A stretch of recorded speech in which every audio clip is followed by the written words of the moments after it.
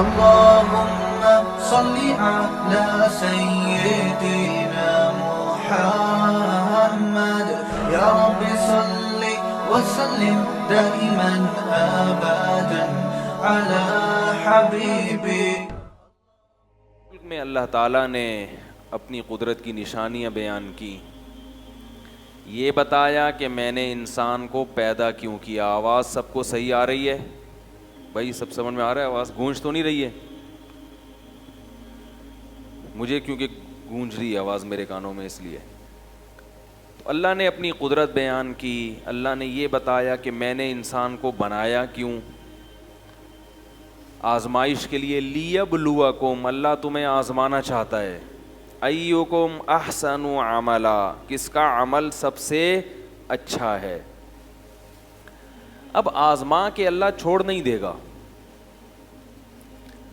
جو بھی آزمائش ہوتی ہے اس کے بعد اگر رزلٹ اناؤنس نہ ہو تو اس امتحان کا، اس ایگزام کا کوئی فائدہ، بولو بھائی، نہیں، کوئی فائدہ ہی نہیں. بس اللہ تعالیٰ دیکھنا چاہتے ہیں کون اچھا ہے کون برا ہے. اللہ کو پتہ چل گیا یہ بہت اچھا ہے اور یہ بہت برا ہے، اس کے بعد مر گئے، ختم ہو گئی کہانی. ایسا نہیں ہے. فرمایا وَلِلَّذِينَ كَفَرُوا بِرَبِّهِمْ، جو لوگ اپنے پروردگار، اپنے پیدا کرنے والے، اپنے رب کہتے ہیں پالنے والا، جو اپنے پالنے والے کا انکار کریں گے. انکار کے نا مختلف درجات ہیں. ایک انکار تو یہ کہ ہم مانتے ہی نہیں کہ کوئی ہے پیدا کرنے والا، یہ بھی انکار ہے. ایک انکار یہ ہے کہ مانتے تو ہیں کہ اس نے پیدا کیا مگر اس کی نہیں مانتے. یہ بھی کیا ہے؟ ایک قسم کا انکار ہے. ایک انکار یہ ہے کہ مانتے تو ہیں کہ اس نے پیدا کیا، وہ ہے کریٹر، وہ ہے بنانے والا، مگر عبادت اس کے ساتھ دوسرے کی بھی کریں گے، دوسرے کو بھی دعاؤں میں پکاریں گے. میرے بیان پہ آج کل لوگوں کے کلپس بہت آ رہے ہیں. ایک طرف میری تصویر ہوتی ہے، ایک طرف کسی اور مولوی صاحب کی تصویر، میرا چھوٹا سا ٹکڑا لے کے. اور میرا کوئی بیان ہوا تھا کہ غیر اللہ کو پکارنا شرک ہے. اس پہ کسی کے نے کوئی کلپ چلا دیا. کلپ میں یہ چلایا کہ دیکھو جب سائنس اتنی ترقی کر سکتی ہے، اس کے پاس اتنے اختیارات ہیں، خلاؤں میں سیارے چھوڑ دیے سائنسدانوں نے اور یہ کر دیا اور وہ کر دیا، تو ہمارے نبی کے پاس کیوں نہیں ہوں گے اختیارات؟ کیا معاذ اللہ معاذ اللہ معاذ اللہ نبی کی ویلیو معاذ اللہ کیا سائنسدانوں سے بھی کم ہے؟ تو یہ بڑی پیچیدہ بحث بنا دیتے ہیں لوگ اس کو. اللہ کے بندو، بار بار میں یہ کہتا ہوں کہ اسباب کے دائرے میں جو اختیارات آتے ہیں وہ مخلوق کے پاس بھی ہوتے ہیں اور ہو سکتے ہیں. سائنسدان جو خلا میں سیارے چھوڑتے ہیں وہ سیارہ چھوڑتے ہیں، لمبی لمبی وہ بھی نہیں چھوڑتے. ٹھیک ہے. اور آپ کیا کر رہے ہیں؟ خلا میں سیارے نہیں چھوڑ رہے، آپ لمبی لمبی چھوڑ رہے ہیں. تو سیارے جو چھوڑے جاتے ہیں خلا میں، اس کی کوئی سائنٹیفک لاجک ہوتی ہے. اس میں ایندھن ہوتا ہے، اس میں لوہا ہوتا ہے، اس کو کیلکولیشن ہوتی ہے. اتنے کلومیٹر فی گھنٹہ کی رفتار سے جائے گا تو زمین کی حدود سے باہر نکلے گا، پھر ٹیمپریچر مینٹین کیا جاتا ہے. یہ اختیارات انسانوں کے پاس ہوتے ہیں، یہ اسباب کے تحت ہیں. شرک یہ ہے کہ جو چیز اسباب کے تحت نہیں ہے، اسباب کے دائرہ کار میں نہیں آتی، جس کی کوئی لاجک نہیں بنتی، اس قسم کے اختیارات کا مخلوق کو مالک سمجھا جائے. یہ پنکھا ہٹا دیں، یہ شور پیدا کر رہا ہے. اس قسم کے اختیارات کا مخلوق کو، بولو بھائی، بول لیا کرو، مالک سمجھا جائے. اس قسم کا ایک بھی اختیار اللہ نے مخلوق کو نہیں دیا. سارے اختیارات دے دینا تو دور کی بات، کوئی ایک اختیار بھی نہیں دیا کسی کو بھی، نہ کسی نبی کو، نہ کسی فرشتے کو، نہ کسی جن کو، کسی کو بھی نہیں دیا. لاجک کے تحت بہت ساری چیزیں ہو سکتی ہیں. بڑے بڑے حکیم ہیں، ایسے ایسے مرض کے علاج کر دیے انہوں نے، لیکن علاج کیا ہے. کوئی ایسا کام کیا, کوئی ایسی دوا ایجاد کی جو دوا جراثیم کو مارتی ہے جا کے. علاج کی 2 قسمیں, علاج بالضد اور علاج بالمثل. بالضد یہ کہ اس کے جراثیم کو مارنے والے جراثیم داخل کی, بالمثل یہ کہ ویسے ہی اسی جیسے حفاظتی ٹیکوں میں وہی جراثیم داخل کر دیے جاتے ہیں تاکہ جسم میں فائٹ کی صلاحیت بڑھے. تو یہ سب چیزیں ایسی ہیں جن کی کوئی لاجک ہے. لاجک سے ہٹ کے کام یہ اللہ کے سوا کوئی بھی نہیں کرتا. لاجک سے ہٹ کے کیسے ہوتے ہیں کام, یہ مضمون کئی دفعہ پہلے بیان کر چکا ہوں. لیکن توحید ایک ایسی چیز ہے کہ اس پہ اگر 100 دفعہ بھی بیان ہو جائے تو وہ کم ہے, کیونکہ یہ ہمارے مذہب کے بنیادی عقیدوں میں سے ایک عقیدہ ہے. اگر آپ کو توحید سمجھ میں ہی نہیں آئے گی کہ توحید کہتے کس کو ہیں, تو ایمان کا پہلا اسٹیپ ہی گیا, پہلی سیڑھی پہ قدم ہی نہیں رکھا آپ نے. تو اللہ کے ساتھ عبادت میں کسی کو شریک کرنا یہ کیا ہے, شرک. اب اس کا ایک علمی انداز ہے کہ عبادت کی 3 قسمیں, عبادت کی 4 قسمیں, صحیح ہے نا. میں اس انداز سے بیان نہیں کرتا کیونکہ عوام کی سمجھ سے وہ کیا ہے, بالا تر ہے. جو ہمارے مدارس میں جو سمجھانے کا انداز ہے, میں اس قسم پہ بات کرتا ہوں, اس شرک پہ جو مارکیٹ میں سب سے زیادہ چل رہا ہے. وہ چھوٹ جائے گا تو باقی خود بخود چھوٹ جائیں گے, چاہے درجنوں قسمیں ہوں. مارکیٹ میں جو شرک سب سے زیادہ اویلیبل ہے اس وقت, جو بہت سستا ہو گیا ہے, وہ ہے غیر اللہ کو پکار میں اللہ کے ساتھ شریک کرنا, دعا مانگنا غیر اللہ سے, غیر اللہ کو حاجات کے لیے پکارنا. غیر اللہ تو سمجھتے ہیں نا اللہ کے سوا جو بھی ہے وہ سب غیر میں داخل ہے. اللہ کے علاوہ جو کچھ ہے وہ کیا ہے, غیر اللہ. فرشتہ ہو, ولی ہو, نبی ہو, بزرگ ہوں, کوئی بھی ہو. تو پکارنا, اب یہ جو پکارنے کا لفظ جب ہم استعمال کرتے ہیں کہ اللہ کے علاوہ کسی اور کو پکارنا شرک ہے, پہلے تو اس کی دلیل کیا ہے, قرآن کی آیت ہے لا تدعو مع اللہ احدا. ایک جگہ فرمایا الہا آخر, اللہ کے سوا کسی دوسرے معبود کو مت پکارو. اس پہ تو لوگ تعویل کر سکتے ہیں کہ ہم جس کو پکارتے ہیں وہ معبود نہیں ہے, ہم تو نبی کو پکار رہے ہیں, ہم تو کسی جن کو پکار رہے ہیں. تو اصل میں بتانا یہ مقصد ہے کہ جس کو پکار رہے ہو نا تم نے اس کو معبود بنا لیا, لہذا اس پر اللہ معبود کا لفظ خود صادق کر رہے ہیں. بات آ رہی ہے سمجھ میں؟ چلو یہ پیچیدہ اگر ہو رہی ہے تو اس سے بھی آسان آیت قرآن کی, لا تدعو مع اللہ احدا, اللہ کے ساتھ کسی اور کو مت پکارو. یہاں تو معبود کا لفظ بھی نہیں ہے. تو اس سے کیا پتہ چلا میرے بھائی کہ اللہ کے علاوہ کسی اور کو پکارنا یہ کیا ہے, شرک ہے. سمجھ میں آ گئی؟ لیکن ہر قسم کی پکار شرک نہیں ہے. اس آیت کا یہ مطلب نہیں کہ کیونکہ ہم تو صبح شام پکارتے ہیں, او بھائی ادھر آنا, ذرا پکار لیا نا یار, آپ لوگ کو اتنی مشکل سے ٹرین کر کے گیا تھا, پھر ویسے کہ ویسے ہی ہو گئے.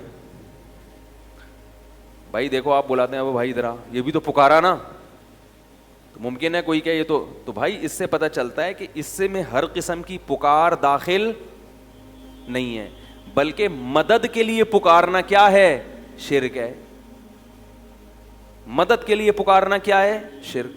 اب پھر ایک سوال پیدا ہوگا کہ بھائی مدد کے لیے بھی ہم دن اور رات پکارتے ہیں, بھائی میری مدد کرو یار, ہیں بھائی کہتے ہیں نا یار میری مدد کرو یار, پیسے نہیں ہے میرے پاس, بچہ بیمار ہے گھر میں, بیگم بھاگ گئی. لوگ مختلف قسم کے مسائل ہیں لوگوں کے ساتھ, تو مدد کرو میری. مجھے تو دن رات فون آتے ہیں لوگوں کے, یہ ہو گیا, یہ مدد. میں کہتا ہوں بھائی میں کیا کر سکتا ہوں یار. تو مدد کے لیے پکارنا یہ بہت اہم چیز ہے کہ کس قسم کی عمومی مدد کے لیے پکارنا شرک نہیں ہے. ایسا نہیں کہ جو بھی جس کو مدد کے لیے پکارے گا وہ کافر ہو جائے گا. ایسے تو ہم ہیلپ لائن کا مطلب ہی مدد, ہیلپ کا مطلب کیا ہے, مدد کریں. ہیلپ لائن پہ فون کریں آپ تو مدد ہی کے لیے وہ نمبر دیا گیا ہے. تو پتہ یہ چلا کہ بھائی ہر قسم کی پکار بھی شرک نہیں ہے, اور ہر قسم کی مدد کے لیے پکارنا بھی شرک نہیں ہے. تو ایسی پکار پھر کون سی پکار شرک ہے؟ تو جب بھی کوئی کہا کرے نا آپ سے کوئی بھی کہ غیر اللہ کو پکارنا شرک نہیں ہے، تو اس سے پوچھا کرو پھر کون سی پکار شرک ہے کون سی نہیں۔ قرآن کی آیت کا آپ ہمیں مطلب بتا دو تو ہم اپنا والا مطلب چھوڑ دیں گے، آپ کا والا مطلب لے لیں گے، لیکن نہ تو آپ اس آیت کا کوئی مطلب ہمیں بتاتے ہو اور نہ پھر اس مطلب کو مانتے ہو جو ہم بیان کر رہے ہیں، تو پھر اس آیت کا تو یہ تو لغو ہو گئی نا، اس کا تو کوئی مفہوم بنا ہی نہیں بھائی۔ کیا خیال ہے؟ وہ کہتے ہیں نا غیر اللہ کو پکارنا اگر شرک ہے تو تم بھی تو پکارتے ہو، تم بھی تو پکارتے ہو، تو آپ کہیں کہ آپ بتا دو پھر اس آیت کا صحیح مطلب کیا ہے، کون سی پکار شرک ہے اور کون سی پکار شرک نہیں ہے۔ ہم ایک مطلب بیان کر رہے ہیں جو قرآن و حدیث سے ثابت ہے، اگر آپ کو وہ سمجھ میں نہیں آتا تو پھر آپ بتا دیں، تو نہ آپ بتا رہے ہیں نہ ہمیں بتانے دے رہے ہیں، پھر اس آیت کی تو اس کا مطلب ہے 1400 سال میں کوئی تشریح ہوئی نہیں، یہ مطلب کیا ہوا پھر اس کا؟ تو آپ اگر نہیں بتاتے تو پھر ہم بتاتے ہیں۔ وہ یہ ہے کہ مدد کے لیے پکارنے کی دو قسمیں ہیں، ایک حرام اور ایک جائز، ایک شرک اور ایک شرک نہیں ہے، دو قسمیں۔ ایک مدد وہ ہوتی ہے جو کسی لاجک کے تحت آپ کی مدد کرے گا، جس کو آپ بلا رہے ہیں مدد کے لیے۔ جیسے میں آپ سے مدد مانگتا ہوں ڈوبتا ہوا، میں ڈوب رہا ہوں، اللہ نہ کرے سمندر میں ڈوب رہا ہوں، آپ ساحل پہ کھڑے ہیں، میں کہتا ہوں پلیز ہیلپ می، مدد کرو میری، کیا مطلب؟ فون کرو حکومت کو، جو غوطہ خور ہیں ان کو جا کے بتاؤ، ہیں بھائی، یہی ہوگا نا؟ تو یہ سب لاجک ہے نا اس کی، بھائی آپ چلیں گے، ٹانگیں استعمال کریں گے، فون کریں گے، فون کے بٹن گھمائیں گے تو لہریں، ریڈیائی لہریں استعمال ہوں گی، ٹھیک ہے نا؟ آپ کی آواز کو ریڈیائی لہروں میں چینج کرنے کا ایک انہوں نے مشین بنائی ہوئی ہے، نمبر ہیں، یہ سب چیزیں ایسی ہیں جو لاجک ہے اس کی، کوئی نہ کوئی وجہ ہے اس کی، خود بخود نہیں ہو رہی ہے۔ لیکن اگر میں سمندر کے اندر ڈوب رہا ہوں، مجھے پتا ہے کہ نہ کوئی کشتی پہنچ سکتی ہے، نہ ساحل تک میری آواز پہنچ سکتی ہے، کوئی بھی اس وقت کسی بھی لحاظ سے اسباب کی دنیا میں میری مدد نہیں کر سکتا، کیونکہ سمندر کے بیچ میں اکیلا ہوں، کشتی الٹ گئی ہے، نہ میرا موبائل کام کر رہا ہے یا موبائل پانی میں ڈوب گیا ہے۔ ایسے موقع پہ اگر میں کسی کو پکاروں گا تو اس پکار پہ لبیک کہنے کی کوئی سائنٹیفک لاجک، کوئی سائنسدان اس کو تسلیم نہیں کرے گا، کوئی سائنسدان یا کوئی عقل مند آدمی نہیں کہہ سکتا کہ بھائی اس وقت کوئی کہہ رہا ہے، نہ کوئی اتنی دور تو انسان کی آواز نہیں پہنچ سکتی، ٹھیک ہے نا؟ اور ایسے موقع پہ کوئی آپ کی آواز سن ہی نہیں سکتا، کیونکہ انسان کی سماعت بھی ایک حد تک ہے، اس سے زیادہ انسان سننے کی صلاحیت بولو بھائی نہیں رکھتا۔ ایسے موقع پہ آپ اللہ کے علاوہ اگر کسی کو پکارو گے، اللہ تو سن سکتا ہے، ہر وقت ہر ایک کی پکار سنتا ہے، بلکہ اللہ تو اگر آپ ڈوب بھی گئے نا، مر بھی گئے، پھر بھی نکال کے زندہ کر سکتا ہے، اس کے ہاں تو کسی چیز کی لاجک کا ہونا اس کی کوئی حیثیت ہی نہیں ہے، تو مردے کو بھی زندہ کر سکتا ہے، تو مردے کو جو زندہ کر سکتا ہے وہ تیرتے ہوئے کو بچا کیوں نہیں سکتا؟ وہ چاہے مچھلی کو حکم دے آپ کو اپنی پشت پہ بٹھا کے کنارے پہ لے آئے، اور چاہے تو کسی کو بھی حکم نہ دے، کن کہے اور آپ ہوا میں اڑتے ہوئے آئیں اور ساحل پہ گر جائیں، کیونکہ جب اس نے اس کائنات کو بنایا تو اس کائنات کے وجود میں آنے کی کوئی لاجک تھی نہیں نا۔ دیکھو ایک چیز جب وجود میں آتی ہے تو اس سے چیزیں بنتی ہیں، ارے بھائی آم کا درخت وجود میں آیا، گٹھلی تو تھی نا، گٹھلی نہیں تھی تو پھر درخت کہاں سے آئے گا؟ آپ کہہ سکتے ہو کہ گٹھلی نہیں تھی تو درخت سے گٹھلی، تو درخت ہی نہیں تھا تو گٹھلی کہاں سے آئی؟ بھائی ہم تو زمین میں گٹھلی بوتے ہیں، درخت نکلتا ہے، یہ لاجک ہے، بایولوجی میں پڑھایا جاتا ہے، بھائی گٹھلی میں یہ ہوتا ہے، پھر یہ ہوتا ہے، پھر یہ ہوتا ہے، پھر یہ ہوتا ہے، پھر یہ ہو جاتا ہے، لیکن اس کا بایولوجی کے پاس کوئی جواب نہیں ہے کہ جب گٹھلی نہیں تھی تو درخت کیسے بنا، اور جب درخت ہی نہیں تھا تو آم کیسے پیدا ہوا، جب آم ہی نہیں تھا تو اس میں گٹھلی کہاں سے آ گئی؟ تو یہاں کیا ہے, اللہ نے اپنی کن کی قدرت سے آم کی گٹلی کو پیدا کیا, بولا ہو جا اور وہ ہو گئی. یہاں کوئی نہیں کر سکتا, گٹلی نہیں پیدا کر سکتا. یہ جو سوال اٹھایا جاتا ہے کہ مرغی پہلے پیدا ہوئی یا انڈا, یہ بھی اس لیے اٹھایا جاتا ہے کہ یہاں آ کے انسانی عقل ہتھیار ڈال دیتی ہے کہ یار انڈا تو سمجھ میں آتا ہے مرغی سے ہوتا ہے, میڈیکل سائنس میں بتایا جاتا ہے کہ یہ باجرہ کھاتی ہے تو یہ ہوتا ہے, پھر یہ ہوتا ہے, پھر یہ تو سمجھ میں آ رہا ہے, انڈا تو سمجھ میں آ گیا.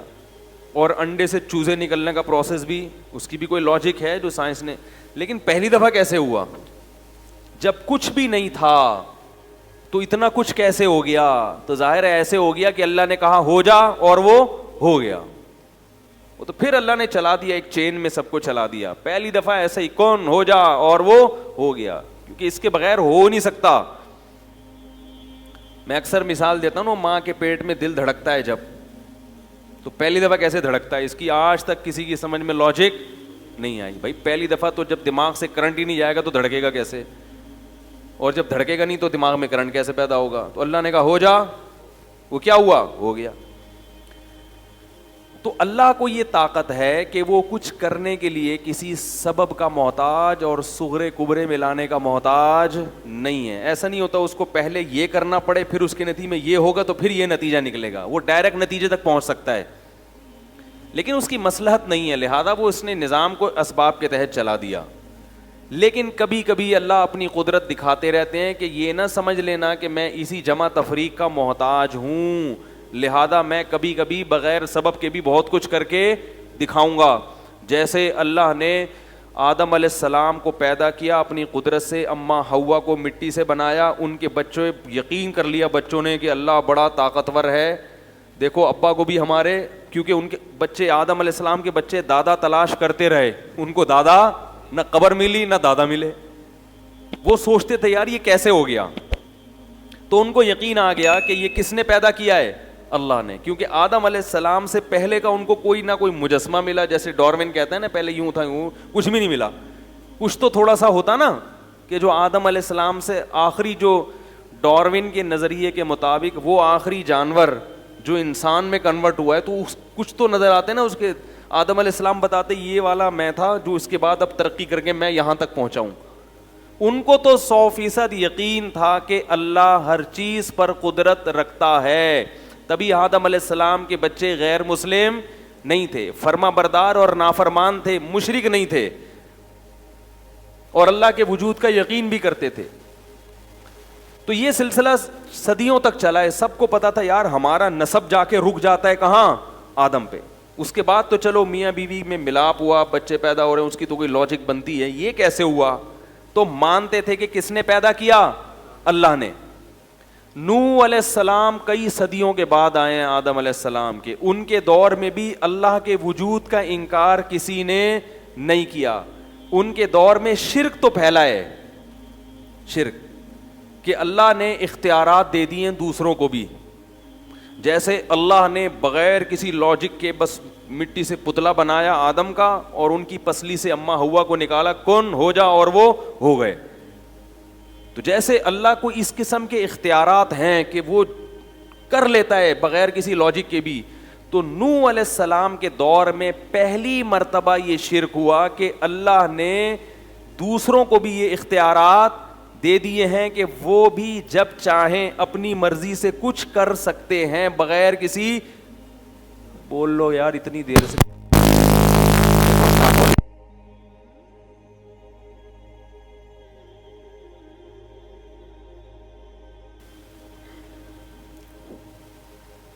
ہو گیا. اچھا یہ کھڑکیاں بند کریں تاکہ جنریٹر کی آواز نہ آئے اندر.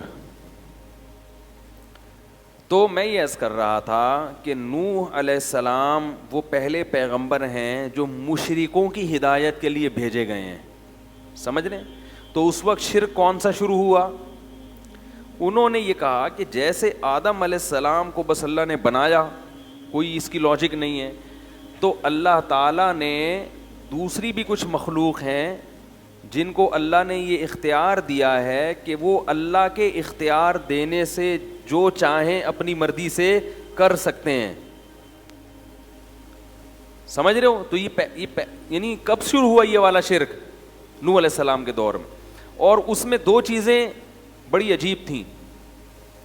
ایک یہ کہ انہوں نے یہ نہیں کہا کہ اللہ نے ان فلاں فلاں کو تمام اختیارات دے دیے ہیں، بلکہ اس والے کو اللہ نے بارش کا اختیار دیا، اس والے بت کو اللہ نے ود، سوا، یغوث، یعوق، نصر، یہ 5 بت تھے مشہور. تو کیا کہتے تھے؟ اس کو اللہ نے بارش کا اختیار دیا کہ یہ اپنی مرضی سے جب چاہے گا بارش برسا سکتا، باقی چیزوں میں یہ دخل اندازی نہیں کر سکتا. یعنی اگر بادل نہیں بھی ہیں، کوئی محکمہ موسمیات والے کہہ رہے ہیں کہ کوئی امکان نہیں ہے، لیکن یہ شوں کرے گا اور بادل آ جائیں گے. یہ بہت اہم مضمون ہے، اس کو اچھی طرح سمجھیں. اور جو شارٹ کلپ بنا کے فتنہ اور فساد پھیلا رہے ہیں نا، وہ پورے میری اس مضمون کو شائع کریں، پھر اس کا جواب دیں مجھے. دوسرا، وہ کہتے تھے اولاد کا اس کو ہے، یہ فلاں والے کو ہے، یہ اولاد دلوا دے گا آپ کو، چاہے کوئی سائنٹیفک لاجک نہیں ہوگی اولاد کی، کوئی اس کے بھی اولاد کے جراثیم نہیں ہے، بیوی بھی بانج ہے، مگر یہ اس کے پاس جب جاؤ گے، اس سے دعا مانگو گے تو اولاد کیا ہو جائے گا؟ اولاد ہو جائے گی. اس لیے نہیں کہ اس کو اختیار ہے، بلکہ اللہ کے اختیار دینے سے اس کے پاس بھی اختیار آ گیا ہے. کیونکہ اتنی سینس ان میں بھی تھی کہ یہ پتھر کے بنے ہوئے بت یہ تو تھے ہی نہیں، یہ کیا کر سکتے ہیں، یہ تو ہم نے بنائے ہیں اپنے ہاتھوں سے. لیکن وہ یہ کہتے تھے کہ ان کو گاڈ گفٹڈ صلاحیتیں ان کے اندر. پھر ان پر جب اشکال ہوتا کہ یہ تو کچھ نہیں کر سکتے، تو کہتے یہ نہیں کر سکتے مگر اللہ تو ان کو اختیار دے سکتا ہے نا. بھائی اللہ تو سب کچھ کر سکتا ہے، تو اللہ نے ان کو اختیارات دے دی ہیں. تو 5 بڑے بڑے بت تھے، ود، سوا، یغوث، یعوق اور نصر، جن کا قرآن میں تذکرہ ہے. اور آپ تفسیر کی کتابیں اٹھا کے دیکھیں. اب سوال پیدا ہوتا ہے کہ ان مسٹنڈوں کو، یہ جو بت ہیں ان کو میں مسٹنڈا کہہ رہا ہوں، ان بتوں کو، ان مسٹنڈوں کو کیوں دیے اللہ نے؟ اگر دینے ہی تھے تو آپ کو دیتا، ان کو دیتا، یہ بتوں کو کیوں دیے؟ تو کہتے تھے اصل میں یہ بڑے بڑے بزرگوں کی مورتیاں ہیں، تو ان بزرگوں سے خوش ہو کے اللہ نے ان بزرگوں کو دیے ہیں. اب اگر کہو ان بزرگوں کو کیوں دیے، تو آپ کہیں گے جب اللہ اپنی عطا سے کسی کو دے رہا ہے تو آپ کون ہوتے ہیں اس پہ پابندی لگانے والے. یہ میں اس لیے تمام چیزیں دہرا رہا ہوں کہ بالکل یہی اسٹائل ہے آج شرک کو معاشرے میں پھیلانے کا، کہ اگر اللہ اپنے نبی کو کچھ اختیارات دینا چاہ رہا ہے تو ان وہابیوں کے پیٹ میں مروڑ کیوں ہوتا ہے. نہیں آ رہی بات سمجھ میں؟ ان لوگوں کو کیوں تکلیف ہو رہی ہے؟ بات آ رہی ہے سمجھ میں؟ پبلک کو کیوں؟ جب اللہ اپنے محبوب، اپنے حبیب سید الانبیاء، یا ان کو اگر اللہ اپنے اختیار سے اختیارات دے رہا ہے تو لوگوں کو اس پہ اشکال کیوں ہو رہا ہے؟ بات آئی سمجھ میں؟ تو نوح علیہ السلام اسی شرک کی نفی کے لیے دنیا میں آئے تھے کہ اللہ جس سے خوش ہوتا ہے اسے جنت تو دیتا ہے، اسے دنیا میں اعلیٰ مقام تو دیتا ہے، اسے لوگوں کا مقتدا اور رہبر تو بناتا ہے، اسے نیک صالح اولاد تو دیتا ہے، مگر اپنے اختیارات میں اس کو شرکت نہیں دیتا. یہی تو شرک ہے جس کی نفی الحم سے لے کے والناس تک قرآن میں ہے کہ اللہ کسی کو ایسا پروٹوکول نہیں دیتا. اور اسی کو اللہ نے اپنے ساتھ الوہیت میں شرک قرار دیا، معبودیت میں، کہ مجھے میرے جیسا معبود کیوں تراش لیا تم نے، حالانکہ وہ مانتے تھے کہ یہ اللہ جیسے نہیں ہے. ہندو بھی ان بتوں کو ویسا بھگوان نہیں سمجھتے جیسا وہ آسمان پہ بیٹھے ہوئے خدا کو بھگوان کہتے ہیں، یہ ویسا نہیں ہے، لیکن اس نے ان کو کیا دیے ہوئے ہیں؟ اختیار دیے ہوئے ہیں. بات آ رہی ہے سمجھ میں؟ تو اللہ نے کسی کو بھی اسباب سے ہٹ کے کسی بھی قسم کا کوئی بھی اختیار، بولو بھائی، نہیں دیا. اسی شرک کی نفی کے لیے قرآن آیا ہے اور انبیاء آئے ہیں. مفتی طارق مسعود صاحب کے بیانات سننے کے لیے youtube.com/مفتی طارق مسعود کو سبسکرائب کریں، اور اگر آپ لائیو ویڈیو کو کبھی بھی مس نہیں کرنا چاہتے ہیں تو سبسکرائب کرنے کے بعد بیل آئیکن پہ کلک کرنا مت بھولیں. جزاک اللہ.